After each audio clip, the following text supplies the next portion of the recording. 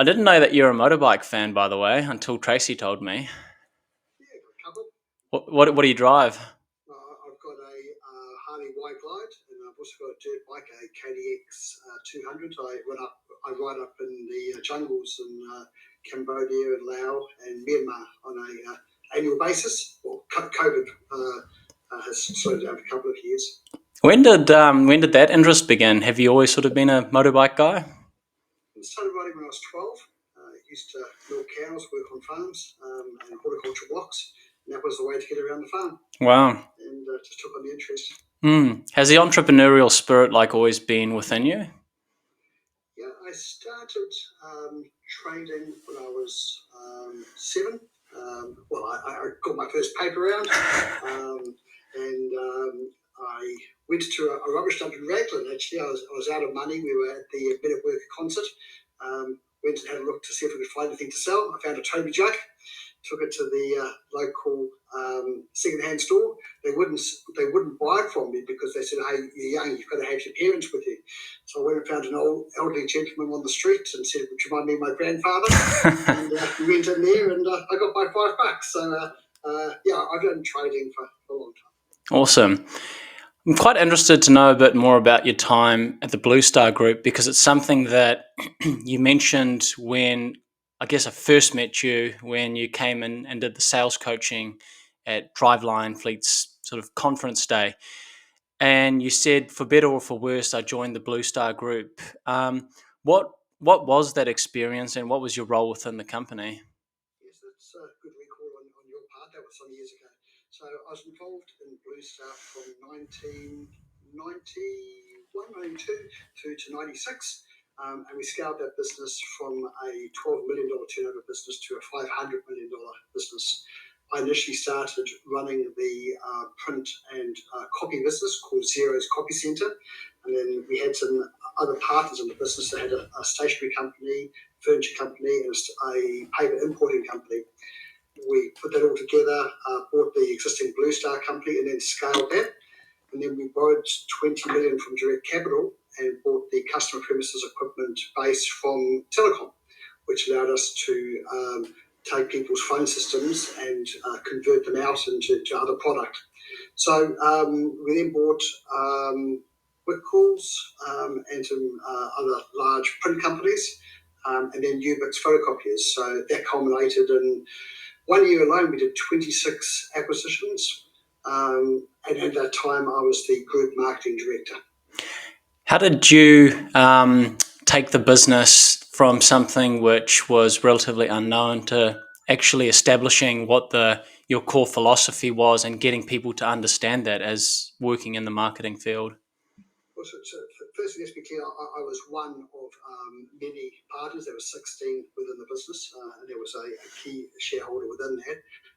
My role from a marketing perspective was to get clear about how we could scale the business from a market focus, whilst I was also involved in some of the acquisitions as well. So we looked at organic growth, and we looked at acquisition opportunity and who we were targeting. So our tagline was taking care of business. So we knew exactly who our client base was, and we knew that if we could virtually integrate within those clients, we could sell stationery, we could sell furniture, we could sell office automation.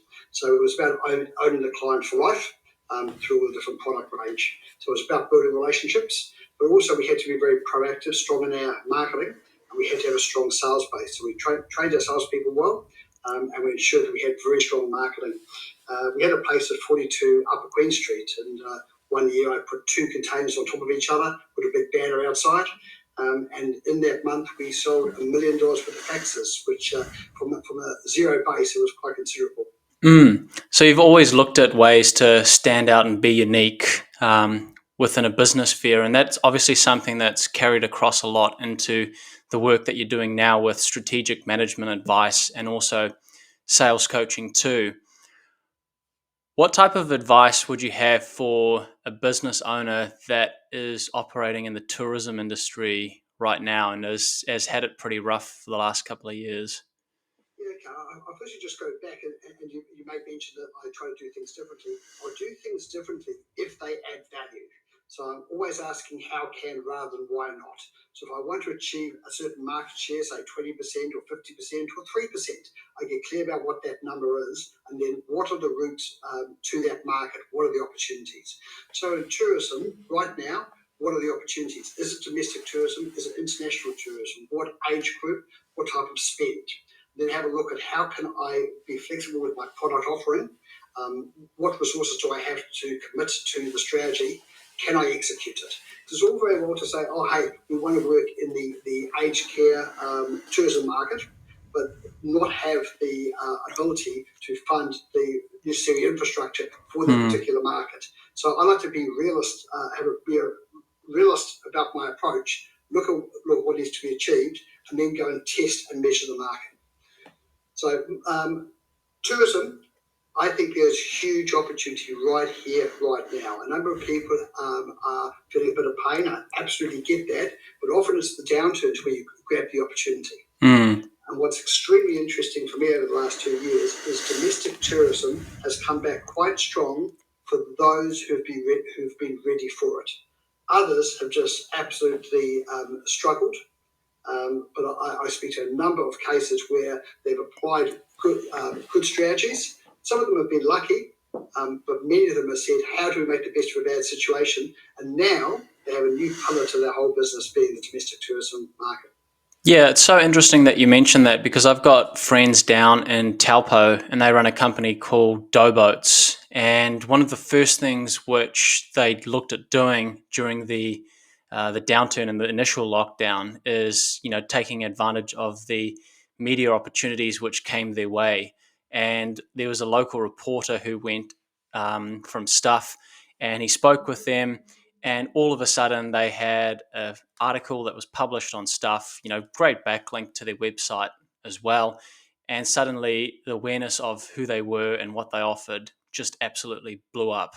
And they've been consistent ever since. And I just find so many business owners like to make excuses these days as to why things aren't working, rather than looking at how things could work and making those like really smart pivots and looking to do them really quickly.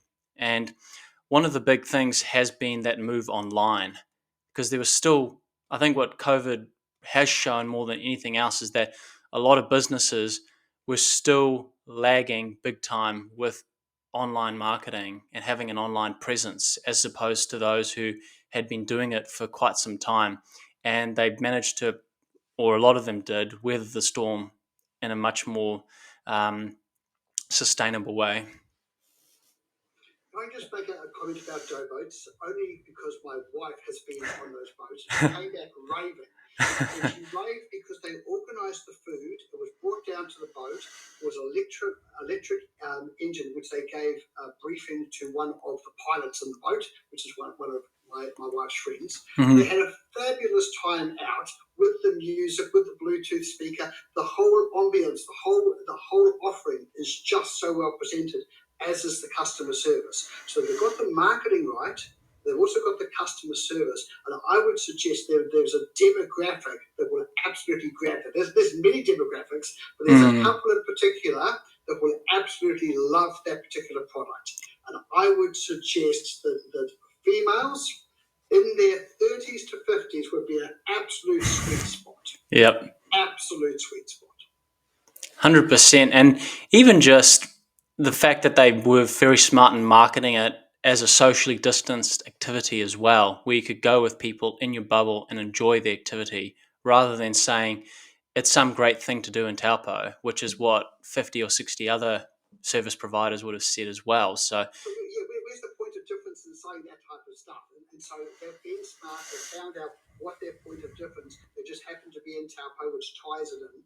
Too many people talk about the obvious, but they don't actually realise what the magic is. And they did a great job. Just want to grab also on about this on the e-commerce side. Many people find that problematic. Hey, how do I get online? Is it going to work? How much is it going to cost me, etc. Well, the interesting thing is that if you get the right advice and get clear about what you're doing, and again, test and measure, you can make these happen so quickly. So I have a client who sells trailers, and they sell them up into the US. we went to an e-commerce site. The selling trailers are $15,000 thereabouts, and we have people buying trailers online. Now, it wasn't believed this was possible before we actually put the idea in front of them and said, what have we got to lose? We worked out what the investment was, how long it was going to take. So within 6 weeks from the start of a nucleus of an idea, we've now built a whole business, another business arm out of that strategy. Mm. How do you work with business owners that are wanting to go from a situation of bad to good? Because your philosophy is like sort of twofold with how you work with people, bad to good and good to great. Maybe we'll actually just touch on both of them. What are the initial questions that you'd begin asking when someone approaches you asking for help? And how do you then go about identifying the opportunities that exist within that company to take it to the next level? So all my advice is based around the person. So what is their experience? What is their risk profile? What is their willingness for work? If someone wants to work only 2 hours a week and they have no money to put in the business and don't want to take risk, then that changes the advice that I give that business. So I really try to seek to understand what the person's knowledge base is, as I say, their risk profile, their investment criteria. When I understand all those things, then I ask them what they literally want to do. And they might say, hey, I want to grow my business. And I say, okay, so tell me, at any cost. And they say, yes, so you're prepared to work 70 hours a week. Oh, no, I don't want to work 70 hours a week. Okay, let's get really clear about what those are. Are you prepared to sell your house? Oh, no, or I don't even own a house, or whatever the case may be. All right. And do you want to pay your customers and your staff on time? They say, well, no. We'll say, hey, my ethics require that people do get paid on time, so unfortunately I can't work with you. We find out where the common ground is or where it isn't. So going back to your question about, if you like, bad to good, what I do is don't want to burden the company, because often when it's in a bad situation, it's often bleeding cash, or it's going backwards in some way. So the least I want to do is add a whole lot of cost in. Now, yes, there will be a fee for my service, but if we're getting some marketing strategies or building something to take it forward, I don't want to be taking on so much debt that it actually puts the person in so much pressure that they cannot function. Mm. So I really look at small wins. So as an example, if there was a business in tourism that was really, really struggling, I would have a look at their current assets and look at which ones we could make work. So in a cafe, it may be a coffee machine. So I'd say, okay, you've got a coffee machine, you've already got your overhead, which we could use, but if you can get rid of that overhead and we just use the coffee machine, what could we do with that coffee machine? Would it make sense to move that coffee machine into a trailer? Now, just so many people are putting them in trailers, the chances are, unless you have a reference to a business, that's not a good idea, right? So it's actually looking at, well, what could actually make this work? Right? So is there a shop within a shop type situation? Could you actually take your cafe into a department store where they don't want to run a cafe, but they could get the benefit? So then straight away, you may be able to remove your overhead, offer a service to their customers, have a captive audience, and deploy your existing assets and get out of your lease. Small idea, but those are the type of things I help people with. Awesome. And when it comes to sales, one of the videos that I watched, because I watched through a lot of your videos yesterday to prepare for this, is talking about asking open-ended questions rather than closed ones, and never trying to, follow up one closed question with another closed question. Is that a mistake that's still quite common within the sales industry? Okay, so you get me to ask you a closed answer with a closed answer? Yeah, there we go. It absolutely is a concern to me, because when we ask closed questions, we only get yes or no or short answers. Whereas when we ask open questions, people tell us so much. When we use closed questions, it's normally tell sell. Oh, you need this, Stuart. Well, I don't know what you need. I need to discover. I can't sell you anything. I can only hope that you may buy from me, and you will only buy from me if I have the right thing for your needs, because you need your needs met. So by asking open questions, I can say, hey, tell me, Stuart, tell me about what's going on in your business. Tell me whether you're one of these companies that's bad to good or good to great, what you're trying to achieve. Now, I know a number of those things because because I also have done my research, checked your website like you have had from me. I would understand those frame of reference. But rather than just saying, I know this, this, and this about you, I would ask questions to validate the information that I've understood, see if it is the same as what's actually written, and then understand again about your risk profile or whatever the case may be, to then help you get to a decision. So a decision, in fact, Stuart, is a sale. So a sales process can be used in relationships, can be used in doing transactions, or business transactions, can be used in a whole number of ways in making decisions. But the first thing to do is seek to understand. If you want to seek to understand, you need to ask open questions to get as much information as you can to help make a decision. When working with people that are in sales and business development, what are some of the common objections that they come to you with, saying the customer has an opposition to A, B, or C? And how do you go about addressing those objections and helping them, I guess, overcome that mental barrier to going from having an interest in the product or service to getting that sale? Okay, so as you've just highlighted, it's often a mental barrier for the salesperson. So common objections I hear is the price is too high. Oh, I need to think about it. I need to check with my boss. Don't have the budget at the moment. All of the objections is asking for more information rather than saying no. Now, there are some situations where they say categorically, no, I have no need. So I respect that. But often when you have these put-offs, the person is saying, you haven't given me enough information. And the reason that the salesperson hasn't given enough information is they haven't spent the time to find out about the prospect or what their needs are. So the simple thing to say is, well, appreciate the price isn't appropriate. If I could get the price to be appropriate, would you buy? Now, the irony of that is that, well, it's a bit hard to say no, right? If they said, I'm not sure, okay, so what else is there that we need to resolve? Okay, so if I was able to resolve the price, I want to understand more about the quality. Okay, so it's nothing to do with just the price. The price is only one part of it because they don't perceive the value there. So I've got a different problem I should be solving. Price is usually the sixth reason why people don't buy. That means, Stuart, there's 5 above that need to be addressed. So I often say, putting price aside, if I could get the price right, would you then go ahead? Or what else do I have to resolve? So being more direct and asking questions. Yeah, it's direct, and I'm known for being direct. So I've got to be a little bit careful here with the style of which I'm trying, as well as what I'm trying to demonstrate here. I don't believe in pussyfooting around because then we don't get clarity. I also don't agree with clobbering as in just being too forceful. I believe in being clear and with integrity, asking the person, I'd like to know that if I had the right product at the right price, would you go ahead? And if not, I respect your decision. But I often hear that people have many, many objections, and I respect that. I just want to understand which are the ones that we need to resolve to go ahead. What are the 5 other things that often appear before price in terms of reluctance to buy? Oh, you have to look at another one of my videos. Thank you for asking. What were your parents like? Oh, they're still alive. Yeah. My father was a troubleshooter, so worked all around the world. In New Zealand, he worked for many Fletcher Challenge companies. He was one of the top 14 executives. He also worked in the Forthright Meatworks, the New Zealand Dairy Board, and then in the energy sector. But his whole focus was to go and run a business and within a period of 2 years build a management team that he could leave to run the business and move on. So it was about getting in, sorting things out, creating the right leadership, and then moving on.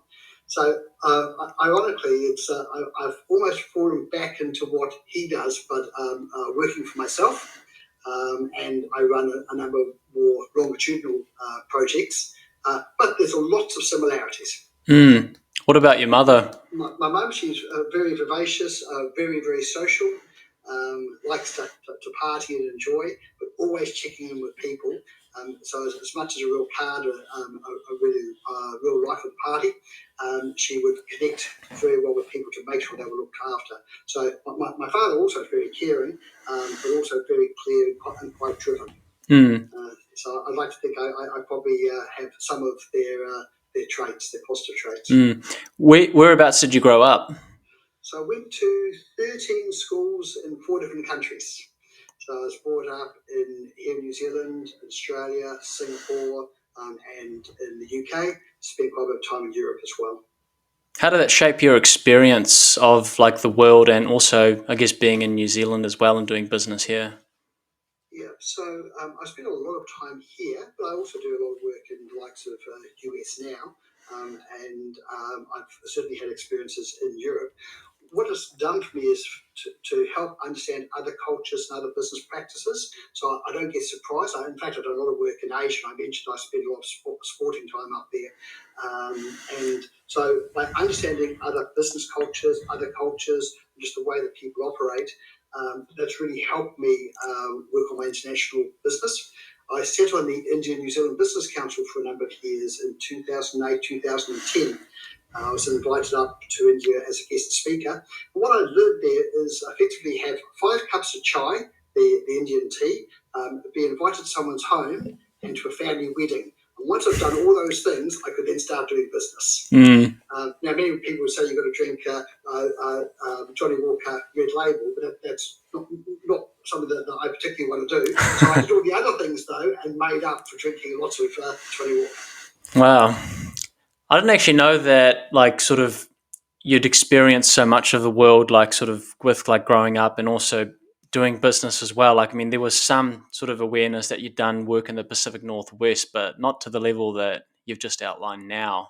And it's so interesting, like, I think with life experiences, how they shape you, because neither you or I live in a big city like Auckland. Like, I'm in Katikati and you're in Whakatane still. Is that right? Yeah, I am. I'm back. I'm going to be back 1 hour today, but I'm back. I live here. Yeah. What do you enjoy about living in like Whakatane as opposed to like a bigger city? So I've done a lot of cut and thrust of living in the big cities, and I do enjoy them. And I was in Auckland last week, and 2 weeks before that I was in Wellington. So I spend a lot of time in cities. The beauty of living in Whakatane is great community. Also, I've literally got the bush on my back doorstep, but also a small little town that has all the services that I need. I'm heavily involved in surf life saving, so that gives me a sporting activity through the summer months, and I also train lifeguards. So come winter, I do that. I also like getting out in the bush and quite a keen tramper and a mountain bike rider.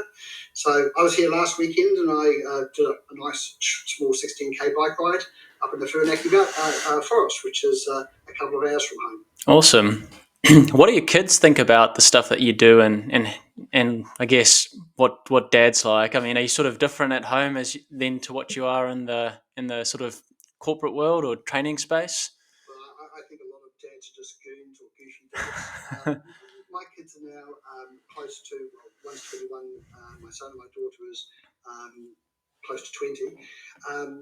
We went to a lot of school camps when the kids were younger, and a lot of the other kids would tell my kids that their parents were cool. And it's because we would do fun things and we'd have good conversations. We didn't try to be kids, but we didn't also try to be adults with just ourselves. But we were also very interested, my wife and I, in people and what they're trying to achieve and where they're at. Nurture them, but also push them. And in sporting, if someone was going to ride a ripstick, we'd ride one too. I've done 2,000 skydives, I ride motorbikes, and I'm happy to go downhill fast on mountain bikes. So it's they see that we're prepared to get out there and have fun, whether it be dodgeball or whatever. So my kids now probably starting to realise that we're not such bad old fogies after all. So you just, all the things that you sort of just described there, you're not afraid to go out there and try something new. You're like quite interested in getting out there and being a part of it rather than just watching from the sidelines. Every year, Stuart, I take on a new sport. Okay, so I took on small bore shooting, mountain biking, running, long distance and short distance. I did karate, kickboxing, BJJ or Brazilian jiu-jitsu, Olympic lifting. Surf life saving. I couldn't swim when I became a lifeguard. And I hired a guy for 50 days for 50 lessons. Mike Bodger, the guy who swims the Cook Strait, and he taught me how to swim, and various other things that I've done as well. So absolutely, I love being the student because that keeps me sharp and keeps me fresh. And then I also realise the pain that people go through when I'm asking them to change. So when I'm working with them, I know that they're friction point, but I also know if I nurture them and support them enough, and they believe in themselves, they can get there. Yep. What would be your recommendations for sales books, or how to improve sales, or how to get better at developing business when it comes to books and courses that you've read over your time? Are there any that really stand out as must-reads? So I'm actually starting to write my own sales book. Yeah, but that's been a long time coming, and I'm not making any commitment because I still do it when I retire. I haven't quite retired yet. There are lots of good books which are in part good. However, I put together what's a reasonable sales manual in my mind, which in time will turn into a book. So to answer your question, I can't give you a title, but what a sales manual or sales book needs to do is give you a process. Because if you know where you are in a process, just a bit like a greeting. When we greet, we actually look at people's eyes. We make eye contact. Depending on culture, it might be a longer or shorter contact. We typically either shake hands or a back slap or a hug, or close proximity, or we put our hand out if there's some distance. There are certain things we do to show connection rather than just walk past people. So the same goes with sales process. There is a process to follow. Doesn't mean to say that everything has to be done in sequence. Doesn't mean to say that every stage and every time has to be done. But if anything goes wrong, you can go back to that process and say, hey, I missed that point. Would it have made a difference? So, answer your question, a sales book, in my mind, should have a process to follow. But it shouldn't be parrot fashion. You shouldn't be having to say exactly what it says. It's the essence of the process that's important. So who are some of the authors that have given some sort of process that you've read over time? There's actually a Kiwi book by a guy called Hamilton, and it's called Selling in New Zealand. And it's a 1980s book. Very, very basic, but it's actually got process. The spin process, which has now been updated by the Challenger sale. I can't think of the author. It's out of an organisation in the US. That's a useful book to read. But there's a whole number of others, the whole Carnegies of this world, the Brian Tracy's, lots of old content, but still good content. But what we need to remember, anything we read, is we don't want to be tell-sell. It's not about sticking your foot in the doorway and forcing people to talk to you. You've got to do it with integrity. So the key things for me is to seek to understand, ask open questions, find out whether the person has a need, but more importantly, build some connection. If you don't have any connection, they won't buy from you, or it's a commodity which they'll just transact whether you're there or not. So to be a salesperson, you need to be adding some value into the process. You also work with CEOs and senior executives as well as part of your strategic management services. What are some of the common challenges that those people face in the scope of work that they're doing? Just about every chairperson or CEO will talk to you about the challenges of staff, whether they can get them, whether they can get them to do the right thing, whether they can get them to actually have enough time off to reflect and rejuvenate themselves. So the whole people part is a challenge to CEOs often. I'm not saying it's bad, but it's work that needs to be done. They realise the human aspect of the business. Another one is understanding cash flow and investment. Most businesses through growth will actually be challenged by cash flow or the need for investment. And it's how to understand that. And the third area is risk. To understand the risk of the business. It might be around the people, it might be around the cash, it could be around patents, it could be around competitive threat. So those would be the three things I find just every single day. So just before I came back to the office, I was in a 4-hour meeting, engineering company, and the challenges there were around having the right people and the right strategy, and therefore they were identifying at the moment what risks they had, whereas if we got the right strategy, the risks became mitigated. Are they finding the whole thing about finding staff at the moment within the current economic circumstances a challenge? Yes, they are, and I would suggest that just about every one of my clients is having that problem. However, that's also an opportunity. So have a look at your staff. How do you retain them? Also, what are your staff doing? What can also be automated, and what work doesn't actually need to be done? In fact, which clients or which products shouldn't we service? Which are actually noisy? So maybe that we take a business that, let's say, is turning over 10 million, we may scale that back to 6 million and be more profitable. So sometimes you're on a hiding to nowhere. So there's current constraints on labour, there's current constraints on freighting, there's current constraints within the supply chain to actually get product. So there's a wonderful nursery rhyme. It's all about all for the sake of the horseshoe nail, that the battle was lost.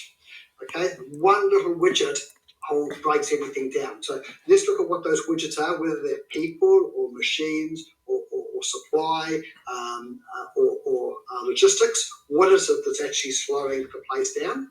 And then work out, do I actually need that part of the process, or could I actually just get away from it? So, as an example, restaurants. Some restaurants have realised they can just be online.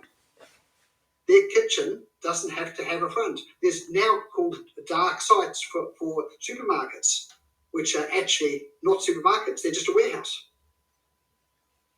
So interestingly, through this pain we're going through, I have a reasonable sized client base, and over 60% of my clients have achieved more than 30% lift in their business profits through COVID. And they haven't stung people by higher prices, okay? So for those who are saying, oh, hang on, they've just stung people, no. Well, they've become as more effective and efficient in the way they've operated. That's exciting. It's so interesting you mentioned that, Phil, because have you ever heard of a guy called Sam Ovens? Yes, I'm aware of Sam. Yeah. I watched one of his trainings the other day where he was talking about his current staff list of people that he's got on the team. And just 12 months ago, he made a similar video where he had, I think it was 10 people, and he's now down to 6. But he shared his profit model that he has, and he says it's the most profitable model he's ever got, even though the revenue's lower, because at some point he was turning over $35 million a year, but he was pumping so much into paid advertising. He had way too many staff. He had an expensive office in New York. And there was probably the tipping point for him when he just realized, hey, I'm working 6 days a week, 12 hours, nonstop trying to find new people. This is just becoming a massive headache. It's time to restructure and reevaluate this. And I think the COVID pandemic definitely did that for him, in that he's now able to operate with 6 people and have a higher level of profitability than he did before. And for so many businesses out there, I think looking at just one opportunity and just starting on that one opportunity and evaluating whether that can improve your ability to function as a business is very often that hurdle I think a lot of people feel a bit of pain with, because it actually makes you have to ask hard questions and be quite confronting about whether your current model is going to survive in the next 5 years. Indeed. And I think there's another key part to what you mentioned here. It's about being realistic and being honourable to who you are. And sometimes ego can get in the way. Sometimes we can actually build grand for the sake of being grand, rather than what's the serve, what does it achieve? So great to build a big business, and I absolutely love seeing people create wealth. I also love seeing the way that people use their wealth. Now, I'm not dictating how that's used, but what intrigues me is if we try to build a business just based on ego, often the profit doesn't come. So we can look so successful, but actually not be successful. Okay, and so financials is only one measure of success. It may be lack of staff churn, i.e. people staying with the business. I'm working in a business at the moment where there are staff that have been there over 20 years. And they're not stuck there. They're genuinely happy being there. That excites me. So what's the value drivers to the business? What is it contributing? I'm not asking necessarily to be a corporate citizen. I don't get too caught up on that. And there'll be a lot of people who say, or hey, the richest people are actually just fleecing everybody else. From my perspective, they're making product. People can choose whether they buy it or not. So I don't get caught up. But I do like ethics. A lot of people have different views on ethics. So going back to the model we just talked about, if you are able to lie in bed at night, believe that you're adding value and you're enjoying what you're doing, it doesn't have to be the flashiest, or it could be the flashiest, but it's actually adding value to what you're achieving. That's great. But if it's just driven out of ego to have the biggest or beat somebody else, what's the point? Exactly. And one of the, I think, prime examples of that is in terms of, like, I guess, having staff that's happy, sort of coming back to the initial point, is just things like acknowledging someone's achievements and saying, well done, or thank you very much, or you're doing a great job. Because my dad's worked in business development for many years now. I mean, he worked in America, Australia, works at New Zealand Sugar now, which sells the Chelsea sugar. And he says one of the biggest things is that there's such a constant demand and stress on your time because you've got a requirement to go out and grow business, that it's sometimes actually challenging for you know for someone that you're working with directly to just say something like thank you. But he always goes out of his way to try and do that, because there have been times in his working career where he hasn't received that thanks or acknowledgement. And I think that really goes a long way in helping. And I think what Lance and Paul at Driveline always did really well was shown an appreciation for their staff. And like the turnover there was like very low. I mean, I think then I was there almost 3 years, one person left. And That's phenomenal. And that attests to the people and the culture, the environment, and that's wonderful stuff. And it's really great for you to hear you talking about people who you recognise as strong ambassadors for the culture. I think that's wonderful. And there's some wonderful people in business, and we often hear about, oh, that person's lucky. Well, luck, in my mind, got nothing to do with it. People have actually created their own luck. They've made things happen. And I tend to think that people deserve the success that they get. Good for them. Yeah, I've got a friend that he made a video about how to use Zoom right at the start of the COVID-19 pandemic, Phil, and that video went viral. I think it's got 1.7, 1.8 million views on it. He just picked the right opportunity. He worked really hard on creating a great video, and that pretty much gave him the launch pad that he needed to grow his YouTube channel and really establish himself as an industry leader in business education. And he's been really good as well to, I guess, helping my channel and sort of saying, giving tips and advice and stuff. And I think the biggest change that like we've made is looking at getting people like yourself on who have actually got real world experience and have actually, done the hard yards and mastered their field, and not just been someone who's sort of like, somewhere in the middle of the pack. They're like right up the top. So that's something that's something that like I really enjoyed to do, though, is having people like yourself on the show and just chatting to you and getting to know you a bit more and seeing how you operate within and without, or in and out of the corporate setting and the business setting, because I think it's a good indicator of, um, what's the word? It's probably a good indicator of how determined someone is to help. Like, I think if someone's prepared to help a person outside of the workplace, something as simple as opening a door, or helping a older person with a shopping bag or across the road,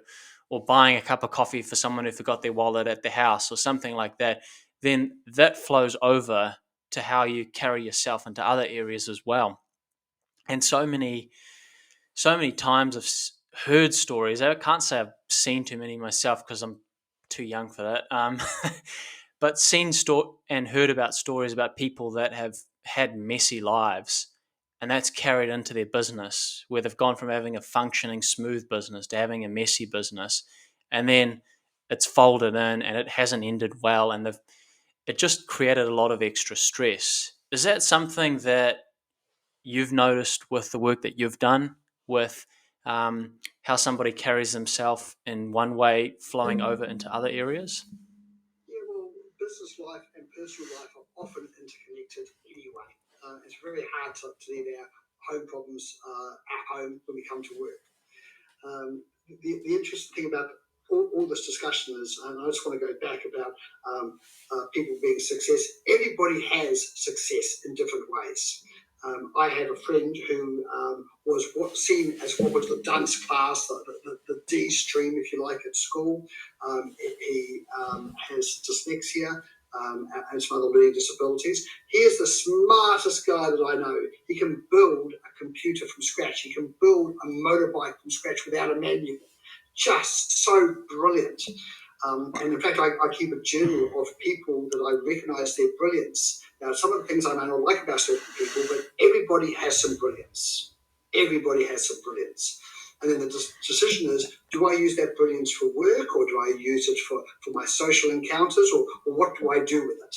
It's a gift that we do have. So with respect to business, I often find that some people just fall into their brilliance and it's there, and others around them recognise it and bring them up. Others have an absolute brilliant skill to work with others to get done what they want to get done, so others buy in, so they become a leader. Others recognise somebody else's skill set and nurture or nourish them. Is that part of the reason why you decided to start your own business? No. So I've worked with the hospitality industry, then I worked in the courier business, then in reprographics. I was involved with Xerox. I thought I was going to be at Xerox for life. I thought that I was going to be part of the corporate world and climb up the corporate ladder. And then, as I mentioned to you previously, for better or for worse, I got involved with Blue Star as a shareholder. And that was the first time I'd actually had a share in a business.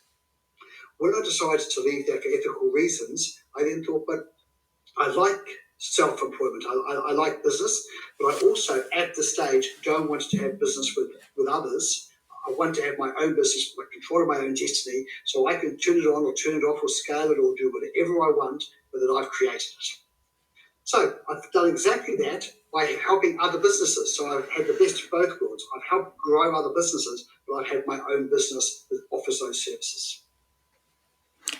Which has allowed me to have all the flexibility in the world that I could desire. It's wonderful. What are the challenges that you find that come with running a business? I actually have very few now. I've got fantastic people in Tracy who actually make my life easier with respect to organising my life. She's my executive assistant, who offer a great level of support. She keeps good connection with my clients. I have Karen who looks after all my finances and all my investments. So that's all well managed. I have a number of other people who do key aspects of the business, which just make my life easy. So in the main, I had to turn up and do my job. So that's absolutely great.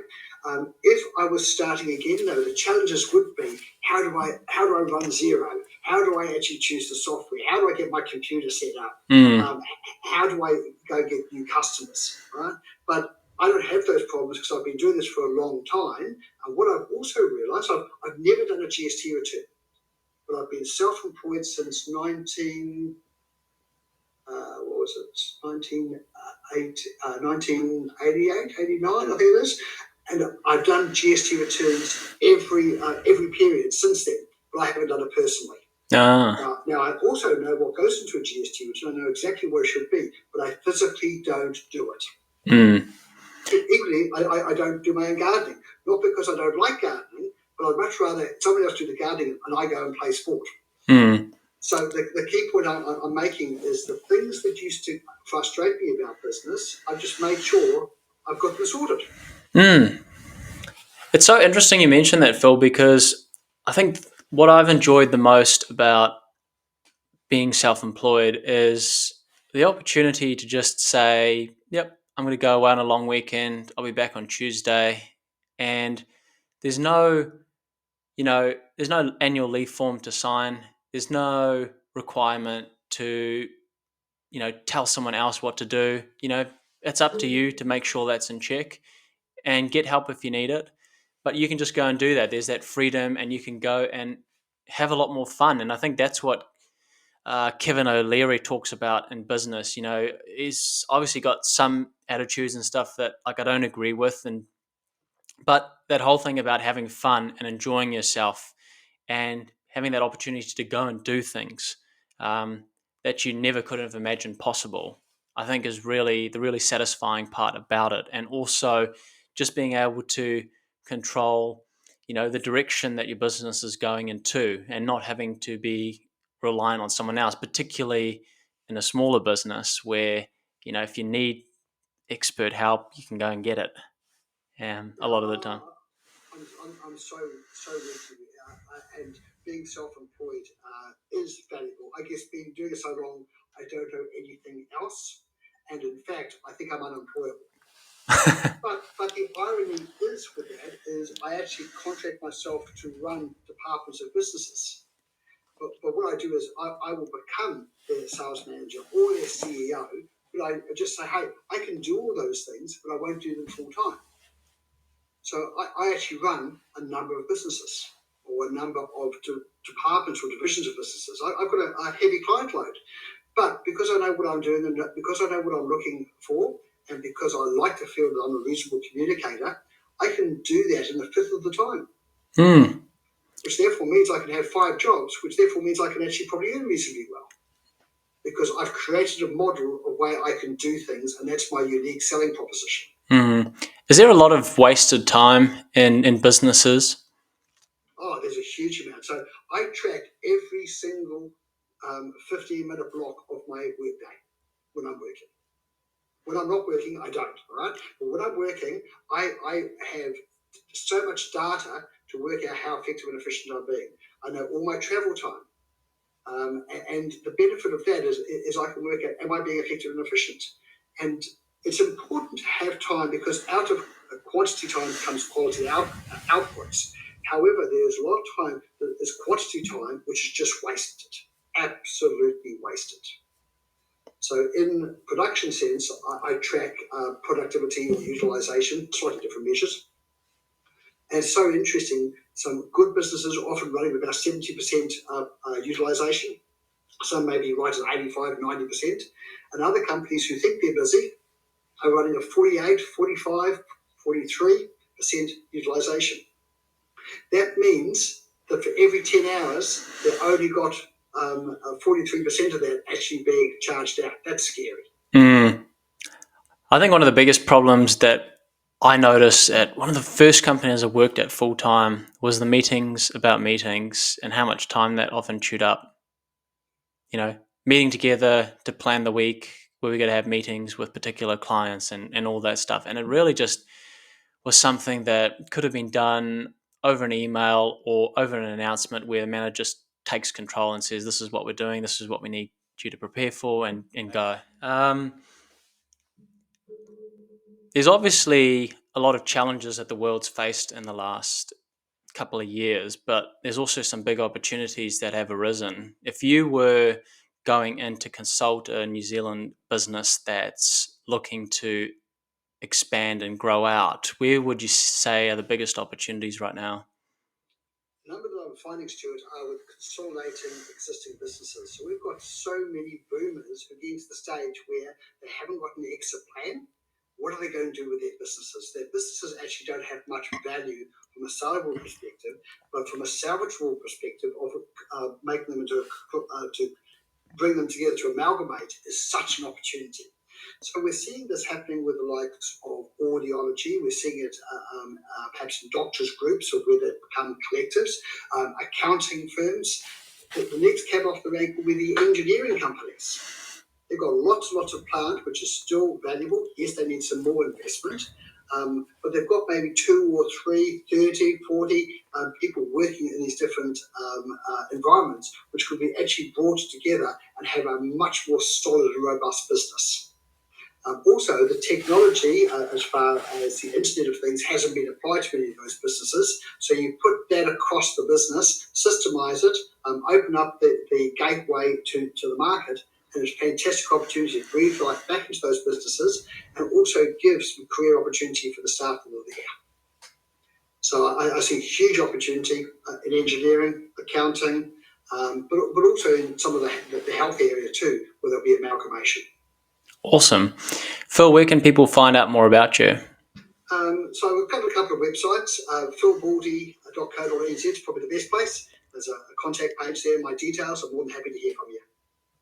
Awesome. Leave it there. Phil Baldey, thanks so much. Thank you, Stuart. It was wonderful.